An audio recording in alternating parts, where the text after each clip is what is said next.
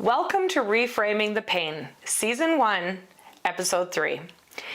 Today I'd like to introduce you to not just an amazing local coffee shop owner, but a woman who has defied even her wildest dreams. She is a local entrepreneur and a long-distance biker. You'll hear about her volunteer work in the community of Cranbrook, as well as her dedication to teaching and coaching others, especially children in her community. She has opened the doors to her coffee shop as not only the best bakery and coffee in town, but a way for the community to connect and learn from one another. Lisa has impressed me since I first met her in my treatment room at Kootenai Health Centre. Her curiosity and eagerness to learn, to grow, and to overcome challenging situations has had me admiring her for her strength and determination. She is humble, always willing to help others. I believe you'll enjoy getting to know her as well. She was born and raised right here in Cranbrook. Everyone, here's Lisa Barnes. Okay, so Lisa, Reframing the Pain. Welcome to the podcast. Thank you. It's lovely to be here. Thank you. You were actually the first person I thought of. When I knew I was entering a podcast, I'm like, that girl, her story amazes me. That's wonderful. Flattering. Yay. I hope I live up to all your expectations. That's awesome. So I was kind of thinking, let's go to like the epic kind of like now where you are and some of your favorite times. And then we're going to like go back. How does that Sure. sound? Okay. Yeah, absolutely. So could you share a memorable story from one of your longest or most challenging rides and what made it stand out? Longest, most challenging ride and what made it stand out? Okay, first of all, well, we got to back up a little bit. Okay. Who are you? Oh, I'm Lisa Barnes. Hi, Lisa Barnes. Well, lovely to be here. Thank you. I am Lisa Barnes and I am a cyclist. I think cyclists come in all sorts of forms and sizes, and part of my journey was discovering that and kind of getting my mind out of that stereotypical mode of, mountain biker, road biker, what are we? But yeah, I found my passion in ultra cycling or endurance cycling, long distance.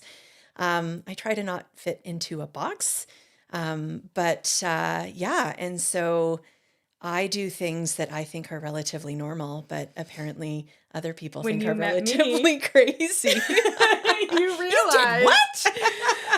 Even recently, my most recent ride over Hartley Pass, telling you that story, and in my mind, I was like, oh yeah, it was just this easy 70K ride 70K ride for 2 days, so 150 kilometers, but just over a couple mountain passes. Yeah, just describing to you where I went, you were just like, I wouldn't even drive that in a day. Like, are you crazy?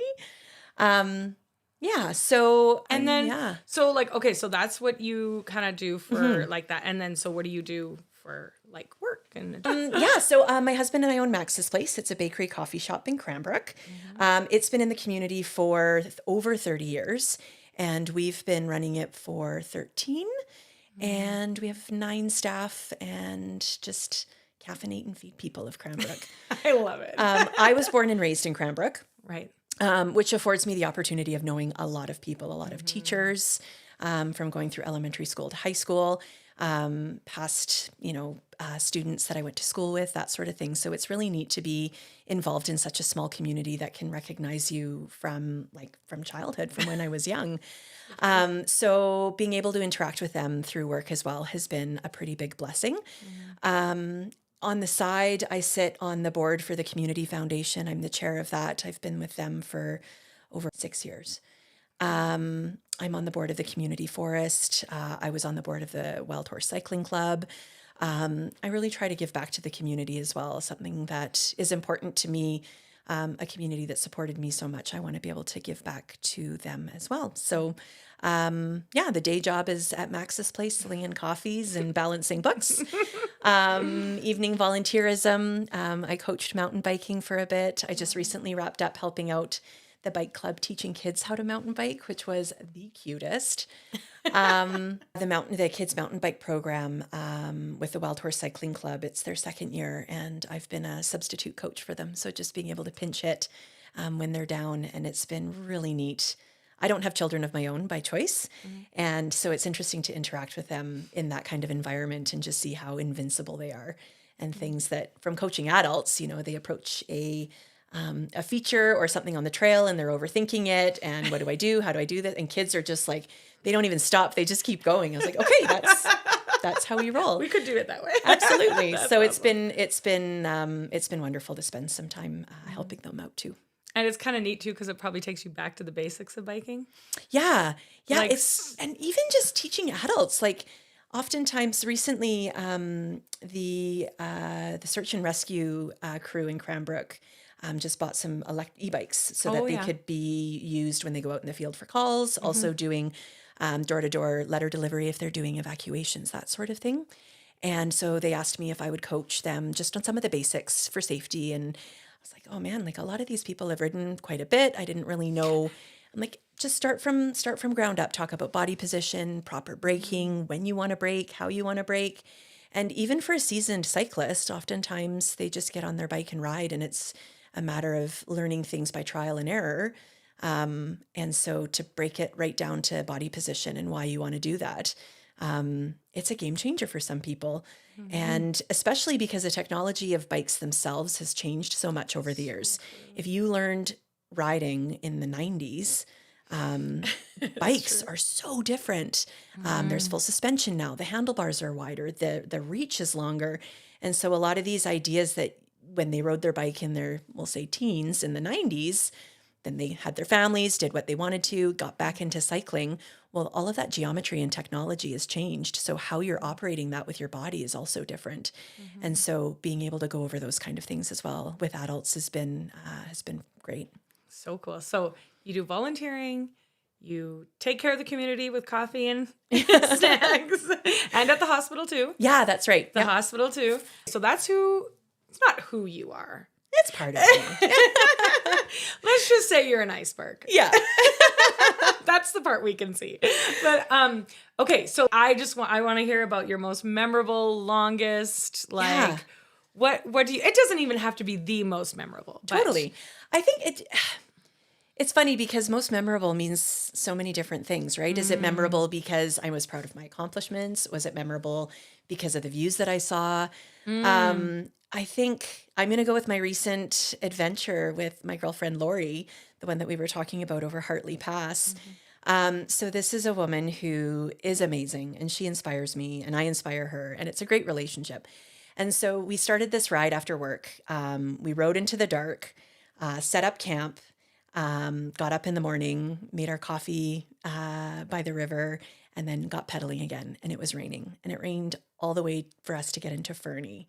We were both soaked, and we had to go over Hartley Pass in order to get back to our car, our destination. Okay, wait 1 second. Yeah. So how far are we talking here? Because like if I was going to say this, I'd be like, well, I rode down to my local river. Yeah. Well, actually from here where we camped isn't too far away. But the first day was about 50 kilometers, and the second day was just over 100. And we had all of our camping gear on our bikes. We were bike packing. So we got to Fernie and had the conversation of like, what do we do? Do we keep going? Like, we were soaked. It was cold. The pass is a pass. There's potential that there could be snow up there. And after talking it out, you know what? We have everything we need. We have tents. We have sleeping bags. If there's an emergency, we have our in-reach devices. Like, we're set up. So if there is an emergency, we're well prepared to take care of ourselves or get somebody to come and help. So why wouldn't we? So we continued on. Our game plan was to climb the pass. Obviously, you're going to get hot. It's not going to be a concern of being cold. So we did that in our wet gear. And then when we got to the top, we stripped down and put on all of our dry clothes that we had to layer up for the descent. And the irony is that we're at the top and they had just done some clear cutting up there at the top. And so I was like, okay, that's fine. So we're just on the side of the road and we're kind of stripping down, getting changed. And then a car's coming up on this side. Who could possibly be out here? I know. But yeah, and everything worked out perfect. We were never in danger. I think we made a calculated decision. And for me, that stood out to me because we were able to have that conversation together. We were able to confidently move forward with our decision, knowing that there was a risk, but there were other factors that were involved to allow us to mitigate that. And in the end, we did it. It was an amazing day. The skies eventually turned blue, and then we had sunshine. I think we had every weather system that day. But it was a beautiful ride, and we had such a great time. And yeah, it was memorable for that reason. If you would have done that in your first month of going on a bike ride, but now you know, like, all of these different factors that you actually plan for. Yeah. Is amazing. And the confidence. So I'm actually not even thinking about like, oh, we had rain jackets and stuff. The mental, like, you'd be just like, well, I would be like, no. And arguably like, okay, yeah. So like, that's kind of like what I was like interested in. Like, okay, so you know this is going to be hard. So this podcast is like reframing the pain. Like, you know you're going to go into some situations that are going to be hard, you know? And like your mental ability to like calm yourself down to think rationally is amazing. Yeah. Thank you. So like, I just kind of developed. want to talk. I got there. I wasn't always like that. Yeah. It's interesting. The longer distances that I've done and the situations I've found myself in and have been able to work out of, definitely provides a level of confidence to allow me to approach things differently as they come up now. A couple of years ago, I took on the BC Epic ride. And so it's a bike packing, I mean, it's a race, but I'm certainly not at the pointy end. I'm not at the lead. So it was a ride for me. And it leaves from Merritt and mostly follows old rail beds, and then comes through the Okanagan, and then it ends in Fernie. And so it's 1,000 kilometers. It's actually 3 years prior to me signing up for it. There was another couple from Cranbrook, the Hamiltons, that did it. And I remember meeting Gemma Hamilton while she was passing through Cranbrook on the rail trail, cheering her on. And I was just so proud of her. And I was into cycling at that point, and people were like, oh my gosh, do you ever like see yourself doing something like this? I was like, oh God, no. Like, I just do a mountain bike ride. That's enough for me. And then fast forward 3 years later, I'm at the start line and ready to go. And it was crazy. It was a great learning opportunity because by the time I got to Salmo, I ended up having butt issues, and I just had a pain point that it was awful, but it wasn't getting worse. And for me, we got into Salmo and I made the decision to call it there because I wasn't prepared to wreck my body to the point where I couldn't ride or work or do things after. And I had ridden all of the rest of the route to get into Fernie and different rides that I had done. And so it was a big decision for me because I didn't accomplish my goal. I didn't actually finish what I set out to do. And that was a big deal for me. Like I always want to be successful in what I pursue, but I was able to prioritize my body over the actual endeavor that I was doing. And I certainly had FOMO. There's a coffee shop, the Dragonfly, and I stayed there. Graham came to pick me up, and I was just cheering other riders as they were passing through and chatting with them. And I ended up connecting with another fellow who also was calling it in Salmo, and he was going to just ride over to Creston to pick up a rental car, because he had to drive to Calgary to get to the airport. And I was like, do you realize that that's over the highest paved mountain pass in all of Canada? And he's like, oh no, it's just like, 40 kilometers. I'm like, yeah, 40 kilometers and a lot of climbing. So we ended up giving him a ride. And it also was neat to be part of that bike packing community and make connections and have that support as well. So yeah, being able to learn when is enough for me, and being okay with saying no, or saying, I'm going to call it here. That would be hard. Yeah. Be hard. But like, that is the mental fortitude you need. Like the mental fortitude, not to push yourself through, but also like being okay mentally with saying, like I'm taking care of myself. I am priority in this, you know what I mean? Like, I think that's really awesome. Okay. So let's go kind of like back. So you grew up in Cranbrook. Yeah. So you grew up in Cranbrook and you went to high school, and kind of what's your basic story? Like, Sure. were you a jock? Oh, Artsy? no. What were you? I was Like, none what? of it and all of it. I was kind of the social butterfly. I was involved in band. I was involved in sports, but never like the elite rep teams. I played baseball as a child. I did figure skating. My mom had me in figure skating when I was young. But yeah, when I went through school, I was in the French immersion program, and we were the first class to have French immersion in Cranbrook. We were the lead class. Oh, cool. So there was a dozen of us that spent from kindergarten to grade 12 together. So we were tight. And that's kind of unheard of in elementary school. Like, we must have been awful for teachers because we'd spent so much time together. We knew how everyone ticked, and we were probably a nightmare to deal with. But of course, not me specifically. Of course. But yeah, so through French immersion, we made a lot of really deep connections with people there. But then when we got into high school, I was involved in band and choir, and I had a lot of connections everywhere in life. And that's kind of translated as I grew up too. I made friends quite easily. I got attached to people and was a good cheerleader and a supporter. And so born and raised in Cranbrook, graduated here. Spent some time out at St. Eugene Resort, and that's where I met my husband, Graham. And we then moved to Victoria and spent some time in Victoria, spent some time in Kelowna, moved back to Vancouver Island to Ucluelet. And it was in Yuki that we kind of thought, well, why are we working for somebody else? Like, we should do our thing. And Max's Place, the business that we own now, was for sale. And I had worked for Max when I was in high school. No. So there was that connection. And so much of my life often happens because of, like, there was a connection here that's translated into the future. Yeah. So we connected with Max and said, okay, what's the deal? Let's figure out how to make this happen, and started negotiating the purchase of the business. Found out I had thyroid cancer in that process. So living in Ucluelet was a pretty isolated community. So needing to get that taken care of and treated meant quite a bit of commuting to the larger centers. So Max's Place was put on hold while we pursued that.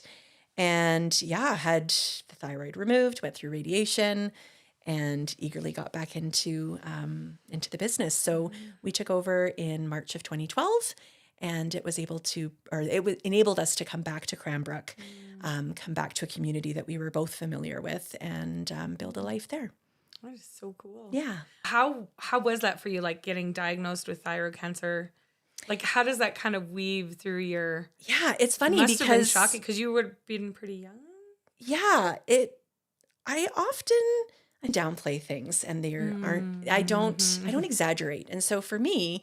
it was just kind of, like, I've just got this tumor in my thigh. Like, I needed to take it. Like, I didn't make a big deal of it. And I'm a very positive person. And I think it really helped me in going through the treatment and the recovery, because it wasn't a matter of, of all of the cancers to get, it's a pretty easy peasy one. Take the thyroid. At least my experience was take the thyroid out and away you go. I have a drug that I take for the rest of my life to simulate that hormone that I'm missing, and I'm okay. But aside from delaying the purchase of the business, it didn't really affect that much. You just kind of tried to stay positive. Yeah. We're just going to deal with it. Yeah, I had it removed, and then we went back to Ucluelet. And normally there's a drainage tube that comes out. And normally you just have that taken out 24 to 48 hours after surgery. But because we were in Yuki, it was a big drive to get back to the hospital. So they just gave me a tube that I had to change. And it was taped to my breast. So I just called it my boob tube.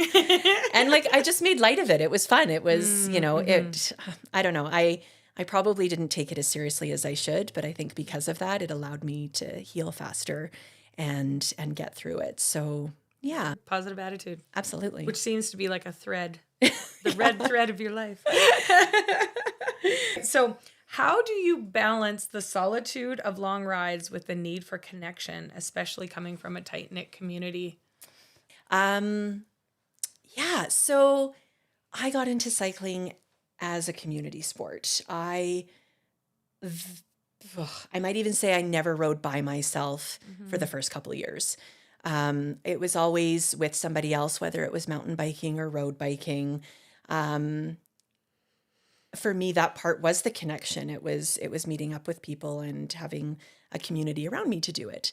And so I think it's just in the last couple of years that I've really embraced the idea of cycling alone or by myself, or, maybe not necessarily with, well, no, I have done rides specifically with the intention of being alone, but also if nobody's available, I'll still just go out and ride my bike when I want to.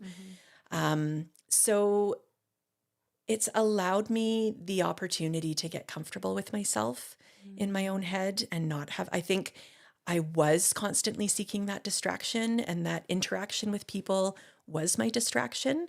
So I was interacting with people at work. I was interacting with people on these bike rides. I was always connecting with people.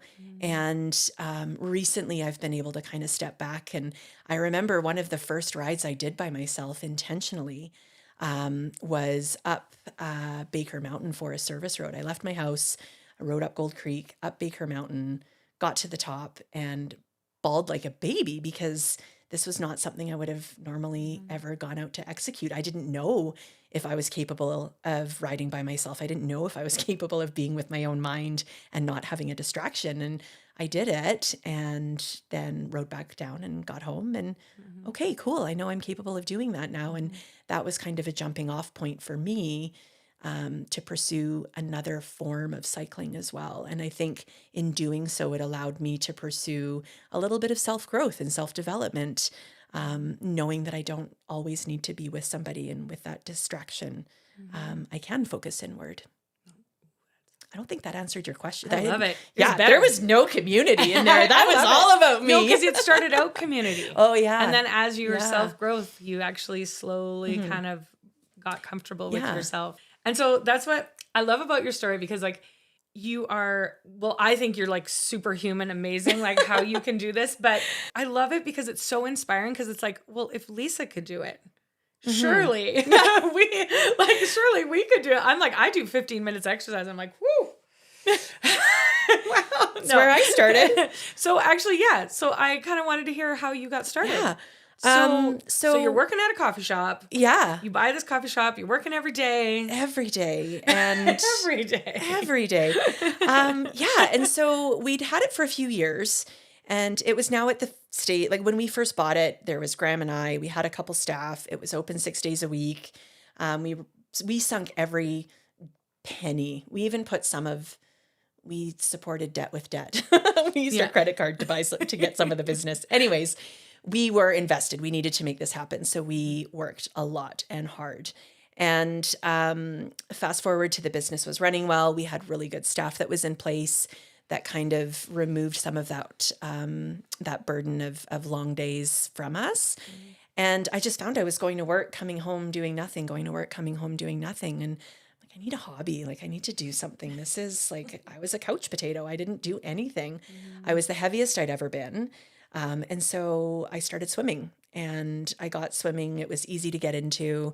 And then one of our bakers had a road bike. She took it into the bike shop to get it serviced. And of course the bike shop showed her the new road bike that we just got in. So she bought a new bike, and I was like, well, maybe I'll try your bike. And so I took it for a spin, absolutely loved it. And I was sold. So I bought this bike. I had no idea if it even fit me. Like, I just gave her money and walked away. And so we were fortunate enough. There was a bike shop called Favorite Cycle. It was right across the alley from us. And James is the owner of Favorite Cycle. And so he would come in for coffee, and he would allow me to ask the most ridiculous question and never make me feel bad about it. So he fit me for this bike. It was way too big for me. And it was not, he's like, if this is not what I would sell you if you came to me looking for a bike, but we'll make it work. So he fit it for me so that it was as comfortable as possible. And I credit so much of the passion and all of the growth that I've made to him, because he made it so easy and accessible. Also in the fact that he sold me a lot more bikes after that. So I started with the road bike. I had some people that I rode road bikes with. I just found there were more people interested in mountain biking.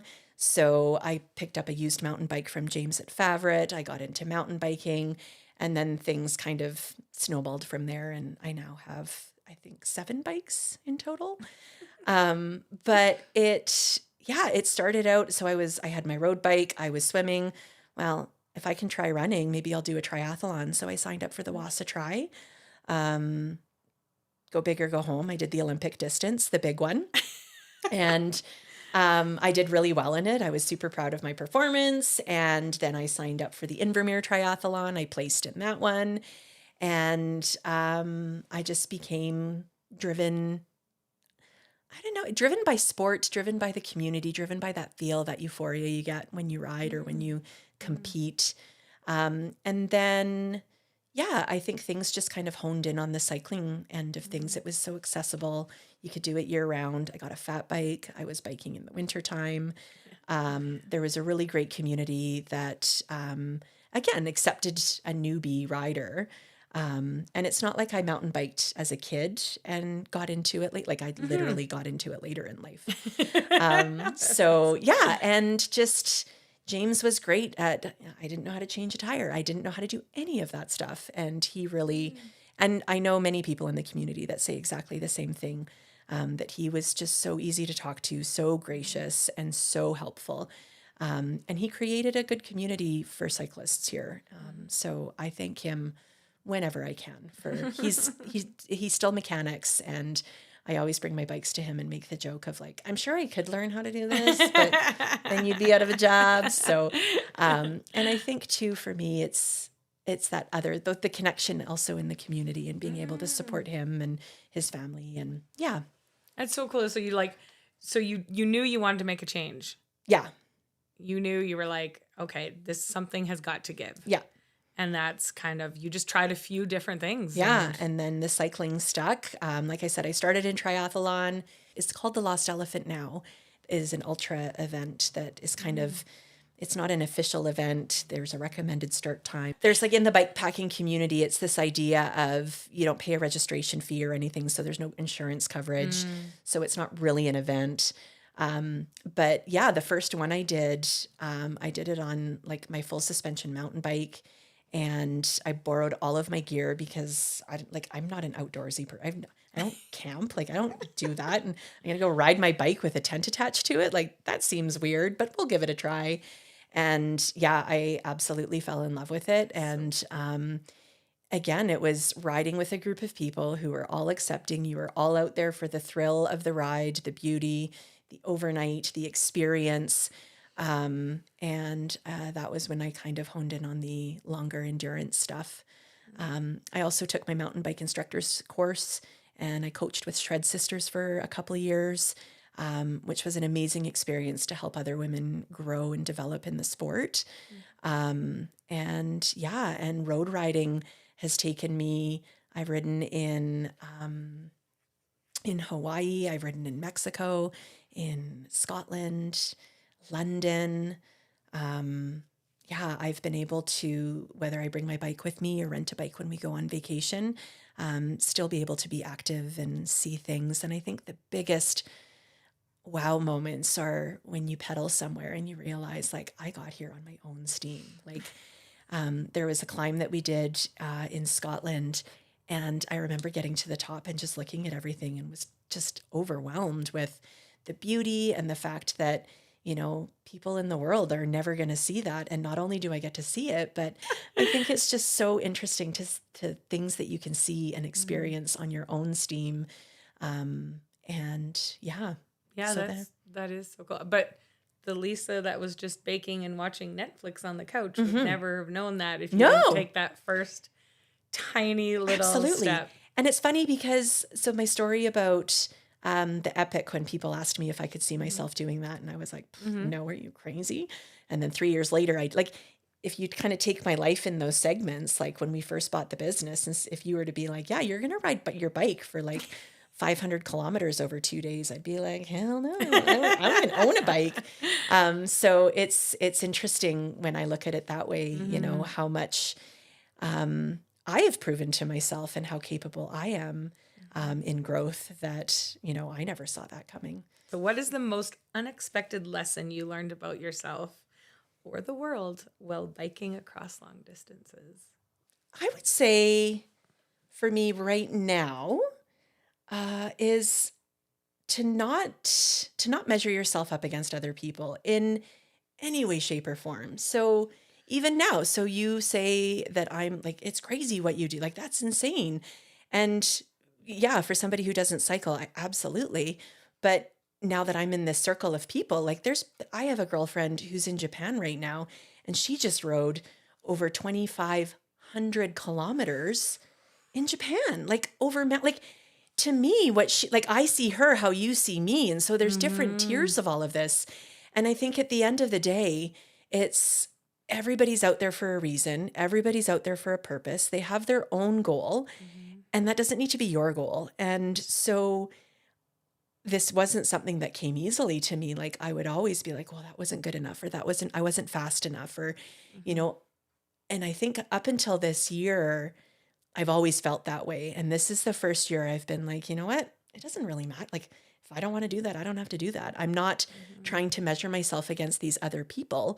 I'm just measuring myself against myself and what it is that I want to do and what I want to achieve and how I want to show up, whether it be in the ride or otherwise. But I think, yeah, it's great to hear other people hear how fascinating it is what you do, and to, when you see how crazy that is. And I think when I think about when I have a really bad ride, if I'm going to go out there and talk, I didn't feel good, it wasn't as fast as I wanted it to be, I need to recognize that people are looking up to me. And that really bad ride that I just had may be a holy crap, that was an amazing effort to them.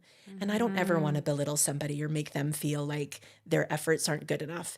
And so I'm really cognizant as well of, because I'm in the community so much, trying to maintain that positive attitude and being vulnerable and honest if, things aren't going the way I would like them to, but not trying to downplay anything I've done, because even my not so great efforts that I see, somebody else probably sees as a holy cow, that's amazing. And I don't want them to feel bad for feeling that way. That's really cool, because it's like you recognize, and not everybody does, but like you're like a mentor in the community, and it's not just you.